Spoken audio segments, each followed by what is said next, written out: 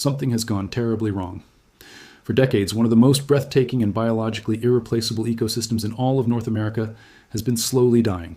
Not from pollution, not from climate change, not from the relentless pressure of urban development creeping at its margins. It has been dying because of a snake that was never supposed to be there. A snake so massive, so efficient as a predator, and so devastatingly adapted to the terrain it invaded that scientists have compared its presence to an ecological apocalypse unfolding across one of America's greatest natural treasures, the Burmese python. And the story of how Florida decided to fight back with millions of mice is one of the strangest, most unexpected, and most important wildlife management battles ever attempted on American soil. To understand how serious this crisis truly became, you have to go back to the beginning and follow it step by step, because the scale of the destruction is something that numbers alone fail to capture. Burmese pythons are native to Southeast Asia. They are native to the tropical forests and broad river systems of countries like Myanmar, Thailand, Vietnam, Cambodia, and southern China. In their natural environment, these animals can grow to over 17 feet in length and can push past 200 pounds in body weight. They are among the largest snakes on Earth, and in their home territory they exist within an ecological balance that has been shaped by millions of years of coevolution with the other species in their habitat. Predators, parasites, disease, competition, all of these forces keep the population in check. But in the 1970s and 1980s, the Burmese python began appearing in American pet stores. They were imported by the thousands and sold to buyers across the country, usually as juveniles that fit easily in a person's hands, charming and exotic and utterly manageable at that size. Nobody adequately warned those buyers about what was coming. Nobody explained clearly enough that the small snake they had purchased would, with routine care, grow into a 10-foot, 12-foot, 15-foot constrictor capable of killing a deer. When that reality became unavoidable, many owners faced a decision they were not prepared for. Some surrendered their animals to zoos or reptile rescues. Some chose differently. They released their pythons into the wild, often under the sincere but catastrophically mistaken belief that this was more humane than any alternative. Others lost their animals during the chaos of hurricanes, particularly the major storms that struck South Florida in the 1990s, when the destruction of enclosures and facilities allowed unknown numbers of pythons to escape into surrounding habitat. Some slipped free from roadside attractions and private collectors over the years. By whatever combination of pathways, by the mid-1990s, there were Burmese pythons loose in South Florida. And they found, waiting for them, something that no one could have designed better for their purposes if they had tried: the Florida Everglades. The terrain suited them in every possible way that matters for a large ambush predator. Miles upon miles of dense sawgrass prairies stretching to every horizon, ancient cypress swamps draped in Spanish moss, thick mangrove forests at the coastal edges, shallow, warm, interconnected wetlands threading through all of it, covering thousands of square miles of humid subtropical landscape that maintained temperatures close to what the pythons had evolved in over millions of years in Southeast Asia. The prey was abundant beyond description. Raccoons and opossums in enormous numbers, marsh rabbits everywhere, white-tailed deer, bobcats, wading birds nesting in dense rookeries in the vegetation, waterfowl, alligators. The Everglades was a living buffet for an animal with no natural enemies in its new home and no ecological competition that could slow it down. The Florida panther, already one of the rarest large cats in the world with a tiny and struggling population, had never encountered anything like a full-grown Burmese python and had no evolved response to it. The American alligator, the apex predator of this system for millions of years, could match a large python in weight and length, but not necessarily in the dense vegetated terrain where the python chose to hunt. Nothing native to the Everglades had the evolutionary toolkit to deal with what had arrived among them. The Burmese python moved through the sawgrass and the cypress and the mangrove like a ghost, nearly invisible despite its size, capable of remaining completely motionless for days or weeks at a time, waiting with the infinite patience of an ambush hunter for prey to come within striking range, then lunging, biting to hold, and coiling to constrict. The kill is not dramatic. It is quiet and very fast. Prey animal suffocates not from crushing, but from the inability to expand its chest to breathe, because the python's coils tighten with every exhalation until there is no room left for the next inhalation. It is over in minutes, and then the python, unhurried and methodical, begins to swallow its meal whole. It can consume animals far larger than its head because its jaws are not fused, but connected by flexible ligaments that allow them to stretch around prey of remarkable size. A large Everglades python can swallow a white-tailed deer. There are documented cases. There is the famous photograph of a python that had consumed an entire adult alligator and burst from the effort. This is not a predator that picks carefully at the margins of an ecosystem. This is a predator that consumes the ecosystem's core. For years, the full scale of the destruction was hidden from view by the sheer inaccessibility of the terrain. The Everglades covers over 7,800 square miles. Much of it can be reached only by airboat or on foot, wading through water that ranges from knee to chest depth across land that offers no landmarks and no dry ground for miles. Scientists conducting routine biological surveys started noticing something wrong in the early 2000s. Animals they expected to see were not there. Nighttime road surveys that had historically produced reliable and abundant wildlife sightings were coming back nearly empty. Year after year, the data told the same story. And then a landmark scientific paper published in 2012 in the Proceedings of the National Academy of Sciences laid it out in numbers that the scientific community and then the broader public could not dismiss. Researchers compared nocturnal road survey data from the 1990s, collected before the python population had fully established and spread, with data gathered between 2003 and 2011. What they found was almost incomprehensible. Raccoon populations had declined by 99.3%. Opossums had dropped by 98.9%. Bobcat sightings were down by 87.5%. Marsh rabbits had vanished from surveys entirely. Foxes had effectively disappeared from the surveyed areas. The most catastrophic declines were concentrated in the southernmost and most remote portions of Everglades National Park, where pythons had been established the longest. These were not marginal changes. These were the near-total elimination of entire mammal communities from one of the most protected natural areas in the United States. Stop on the raccoon figure and sit with it for a moment. 99.3%. Raccoons are among the most adaptable, intelligent, and resilient mammals in North America. They thrive in cities, in farmland, in forests, and suburbs.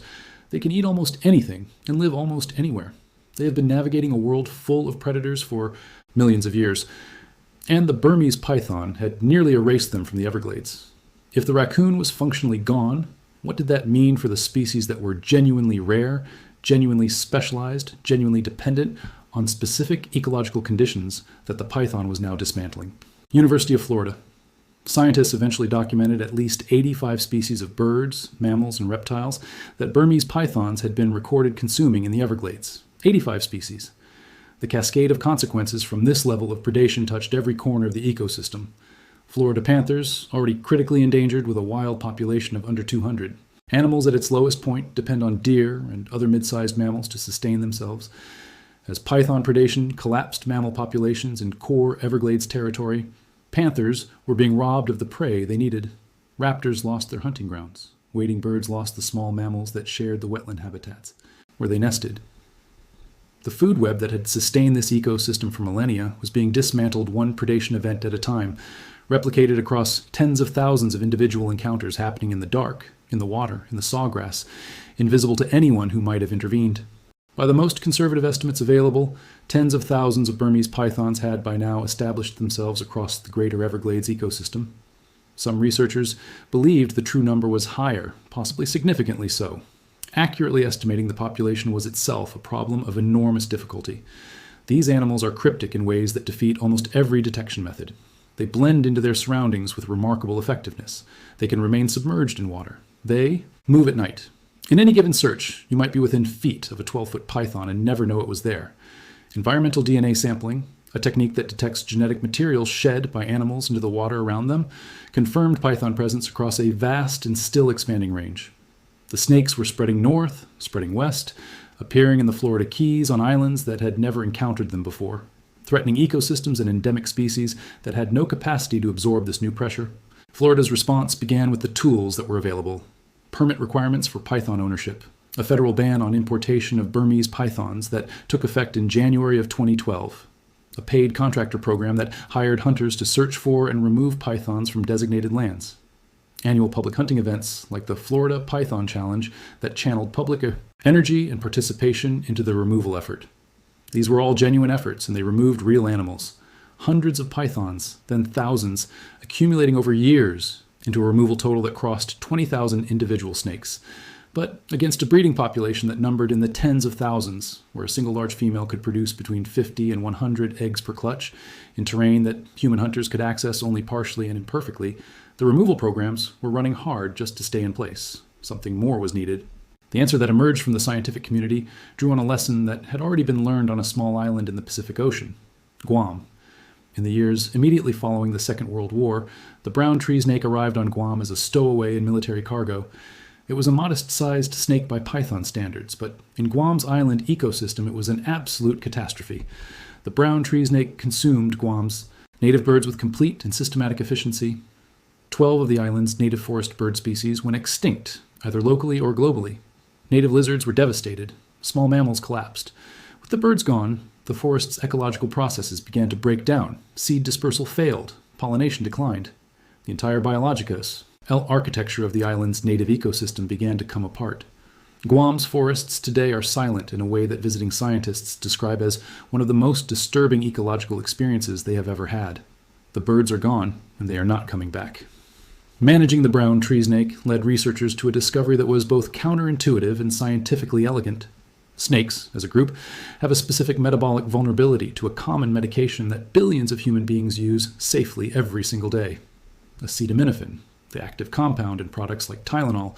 In the human liver and in the livers of most mammals, acetaminophen is metabolized by biochemical pathways that render it harmless at normal doses. But snakes lack some of the key metabolic machinery that handles acetaminophen safely in mammals. When a snake ingests the drug, it attacks the hemoglobin in the snake's blood, chemically, altering those proteins so that they can no longer carry oxygen effectively. The snake's tissues are gradually deprived of oxygen. The animal loses consciousness and enters a coma. Then it dies. A dose of approximately 80 milligrams, roughly the equivalent of a single children's dose of Tylenol, is sufficient to kill an adult brown tree snake. At those doses, the drug is highly targeted in its lethality. It breaks down relatively quickly in the environment and does not persist in the ecosystem in the way that many other pesticides do. The delivery mechanism was practical and straightforward to implement. Dead neonatal mice, very small newborn mice of the kind that snakes routinely encounter and consume as prey, were loaded with acetaminophen tablets. These prepared mice were then distributed across snake habitat in large quantities. On Guam, this was accomplished aerially, with helicopters and small fixed-wing aircraft dropping thousands of prepared mice, each fitted with a small cardboard streamer that slowed its descent so it would lodge in the tree canopy, where the arboreal brown. Tree snakes spent most of their time. Monitoring showed high rates of bait uptake. The snakes were eating the mice, the snakes were dying. The method was formally registered as an EPA-approved pesticide and became a core component of Guam's ongoing snake management strategy. When researchers at the USDA Wildlife Services turned this tool toward the Burmese python, the laboratory results were clear and definitive. Dead neonatal mice containing measured doses of acetaminophen were offered to captive Burmese pythons under controlled conditions. At a dose of 40 milligrams, the mortality rate was 85.7%. At 80 milligrams, every single snake died. 100% mortality. Acetaminophen was as lethal to Burmese pythons as it was to brown tree snakes. The chemistry worked. The principle was proven. What remained was the enormous practical challenge of translating a laboratory finding into a viable, large-scale field intervention across thousands of square miles of some of the most remote and inaccessible wilderness in the continental United States. The challenge occupied years of careful research. Every element of a field deployment had to be designed to protect the native wildlife that was the whole point of the intervention. Birds are particularly sensitive to acetaminophen. Many mammals will also eat a dead mouse if they encounter one. Any bait, station design, or distribution strategy that resulted in significant non-target mortality would undermine the entire logic of the program. Researchers worked through bait station designs, timing protocols, placement strategies, dose refinements, and monitoring frameworks, all aimed at getting the medicated mice into the right mouths and keeping them out of the wrong ones. The science was moving forward. The approach was becoming more viable, and the situation in the Everglades was continuing to demand urgency. Meanwhile, the conventional fight was being transformed by creativity and technology. The Conservancy of Southwest Florida had developed the Scout Snake Program, which exploited the python's own biology with elegant simplicity. Captured male pythons were surgically fitted with radiotelemetry transmitters and returned to the wild. During breeding season, running from November through April, these males followed chemical cues laid down by females in reproductive condition, navigating through the landscape toward breeding aggregations exactly as they would have done without any human involvement. The researchers simply followed the signal. When the scout snake arrived at a breeding aggregation, the team moved in, removing the male scouts and the large, gravid females, whose reproductive output represented the future of the local population. The results of the November 2024 to April the 2025 breeding season set records that exceeded anything the program had achieved before.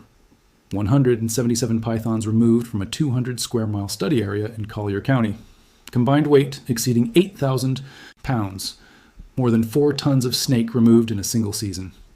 Program manager Ian Bartoszek noted the significance of the numbers carefully, acknowledging both the genuine suppression of local reproduction that the data reflected and the reality that the broader Everglades still held tens of thousands of pythons beyond the reach of this single program.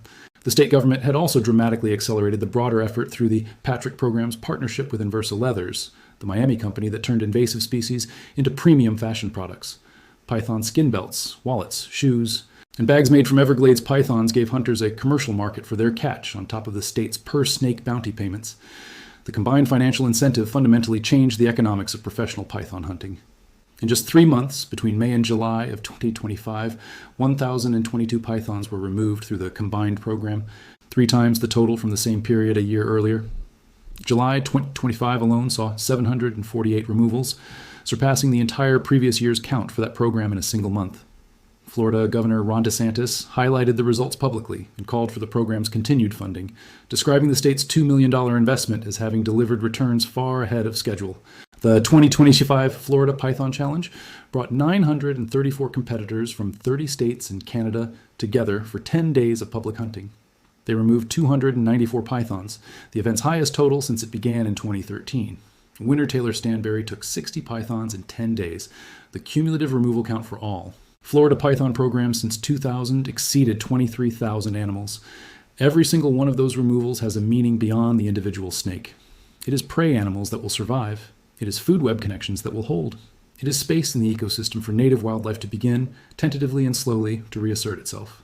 And reassertion is beginning.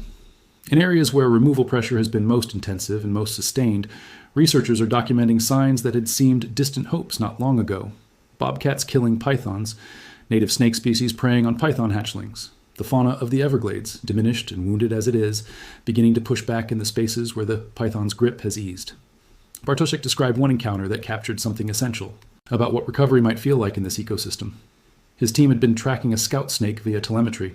The signal went still. On investigation, a bobcat had found and killed the python. A bobcat, an animal that had declined by nearly 90% across core Everglades territory, preying on a python. It was a moment that meant something. The ecosystem had not forgotten how to function. It was waiting for the conditions that would let it try again. The USGS and its university and federal partners are advancing research into genetic biocontrol, tools that could theoretically propagate heritable reproductive impairments through the python population over successive generations, reducing the population from within without the endless expenditure of human effort that physical removal requires. It is research with transformative potential. It also faces real complexity, because analysis of hundreds of python tissue samples revealed that the Florida population carries genetic signatures from multiple source populations and possibly includes hybridization between Burmese and Indian python lineages.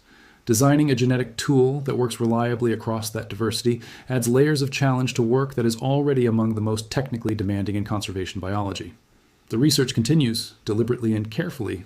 The scientists pursuing it measure their timeline in years and decades, not seasons, but they are building towards something that the rest of the toolkit cannot achieve on its own. The mercury problem deserves mention too, because it speaks to the depth of integration between the python and the Everglades food web. Environmental chemist David Krabenhoft analyzed tissue samples from captured Everglades pythons and found mercury concentrations as high as 3.5 parts per million. Florida's threshold for declaring fish unsafe for human consumption is 1.5 parts per million. The pythons, through years of consuming contaminated prey at the top of the food chain, had become repositories for the ecosystem's mercury burden. They were carrying toxic loads more than double the level considered dangerous for human consumption. It was one more confirmation that these animals had not remained at the margins of the Everglades ecosystem. They had become central to it in the most damaging way imaginable. There is something important to understand about the ecosystem being fought over, because the word Everglades sometimes conjures an image of a single uniform swamp rather than the extraordinarily complex and layered biological community that it actually is. The Everglades is not a swamp in the traditional sense. It is a slow-moving river, barely an inch deep in most places, flowing south across the flat limestone plateau of southern Florida from Lake Okeechobee toward Florida Bay and the Gulf of Mexico. The water moves almost imperceptibly, too slowly to seem like a river at all, but it moves, carrying with it nutrients and oxygen and the biological signals that sustain everything living in the system. The native Calusa people called it Pahayoki, which translates roughly as grassy water. That name captures something essential. It is water and grass and light and heat, and the extraordinary community of species that evolved in that specific combination of conditions over millions of years of geological and biological history. The American alligator, the Florida panther, the American crocodile, the West Indian manatee, the Florida black bear, the snail kite that feeds on nothing but apple snails, the wood stork with its bare, featherless head and its vast colonial nesting sites, the roseate spoonbill whose pink color comes from the carotenoid pigments in the crustaceans it consumes, the tiny key largo wood rat found nowhere on Earth except a few small islands. All of these animals are part of a living system so finely calibrated that the removal of any one component sends ripples through all the others. The Burmese python did not just remove one component. It removed dozens of them simultaneously, from the mammals that fed the panthers and the bobcats and the raptors, to the birds nesting in the wetland vegetation, to the reptiles occupying ecological niches that had been stable for geological timescales. Recovery from this kind of damage is possible, but it is slow and it is not guaranteed. Ecologists speak about the shifting baseline problem, which describes the tendency of each new generation of scientists and observers to accept the degraded ecosystem they first encountered as the normal condition against which they measure change. For the Everglades, multiple generations of baseline shift have already occurred. Scientists in the 1940s and 1950s described a system of almost incomprehensible wildlife abundance. Scientists working decades later, in an Everglades already substantially diminished by water management interventions and habitat loss, described what they found as normal without necessarily comparing it to earlier accounts. The python crisis added another layer of loss on top of layers that already existed.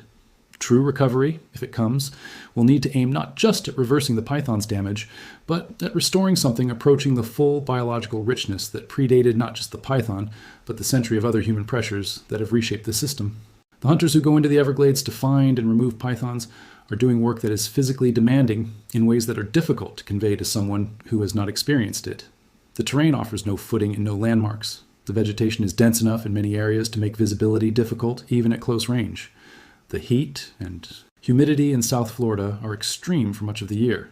Night work, which is when the pythons are most active and most detectable by the reflection of their eyes in flashlight beams, adds the challenge of navigating wetland terrain in darkness shared with alligators, water moccasins, and all the other creatures that live here. The logistical demands of searching thousands of acres of wetland for animals specifically evolved to avoid detection make this one of the most difficult field removal programs ever undertaken for any invasive species anywhere in the world. The people doing it, the professional contractors, the volunteer hunters, the scientists, and the program managers who coordinate all of it, are engaged in something that matters in ways that go far beyond their individual contributions.